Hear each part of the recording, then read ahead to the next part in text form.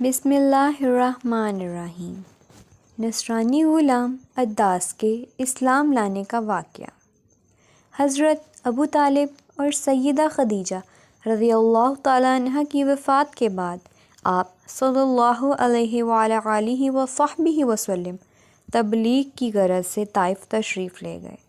طائف ایک بارونق شہر ہے، مکہ سے مغرب میں چند میل پر واقع ہے۔ یہاں آپ کا واسطہ ایسے لوگوں سے پڑا جو ظلم اور سرکشی میں مکہ والوں سے بڑھ کر تھے۔ طائف کے سرداروں نے چند شریر لڑکوں کو آپ کے پیچھے لگا دیا۔ انہوں نے آپ پر پتھراؤ کر کے آپ کو زخمی کر دیا۔ آپ انگوروں کی بیلوں کے سائے میں بیٹھ گئے۔ مکہ کے سردار رابعہ کی ذمہ داری طائف میں بھی تھی۔ اس کے بیٹے عتبہ اور شیبہ یہاں آئے ہوئے تھے۔ انہوں نے جب آپ کو اس حال میں دیکھا تو پلیٹ میں انگور رکھ گئے۔ اپنے ایک عیسائی غلام عداس کے ذریعے آپ کو بھیجے۔ آپ نے بسم اللہ پڑھ کر تناول فرمانا شروع کیے۔ بسم اللہ پر عداس کے تعجب کی کوئی حد نہ رہی۔ عرض کیا، اے صاحب، اس بستی کے رہنے والے تو یہ کلمہ نہیں پڑھتے، خدارا مجھے بھی اس کی حقیقت بتائیے۔ آپ صلی اللہ علیہ وآلہ وصحبہ وسلم نے پوچھا، تمہارا وطن کہاں ہے اور مذہب کیا ہے؟ عداس، میرا وطن نینوا ہے اور ہم مذہبین نصرانی ہوں۔ آپ نے فرمایا، وہی نینوا جہاں ایک مرد صالحہ یونس بن متی پیدا ہوئے؟ عداس، آپ نے یونس بن متی کو کیسے جانا؟ آپ نے فرمایا، یونس نبی تھے، میرے بھائی تھے، میں بھی نبی ہوں۔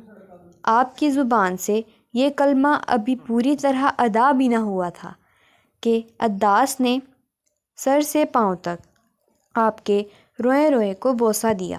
شیبہ یہ منظر دیکھ رہا تھا، اس سے رہا نہ گیا۔ غلام لوٹا تو کہا، اے بد نصیب، تو اس شخص سے کس غضب کی عقیدت کا اظہار کر رہا تھا؟ عداس نے کہا، اس وقت دنیا جہان میں یہ شخص سب سے بہتر ہے۔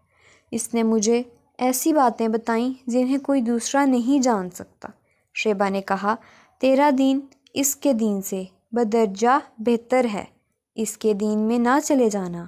اور ایسا ہی ہوا، عداس مسلمان ہو گئے۔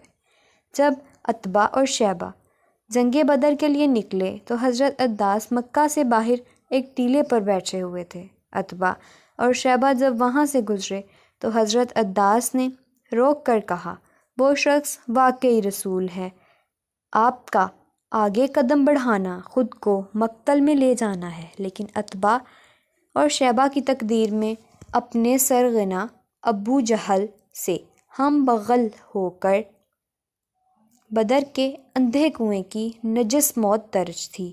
حضرت عداس کے مقدر میں بدر کی شہادت کا عروج، اور ایسا ہی ہوا۔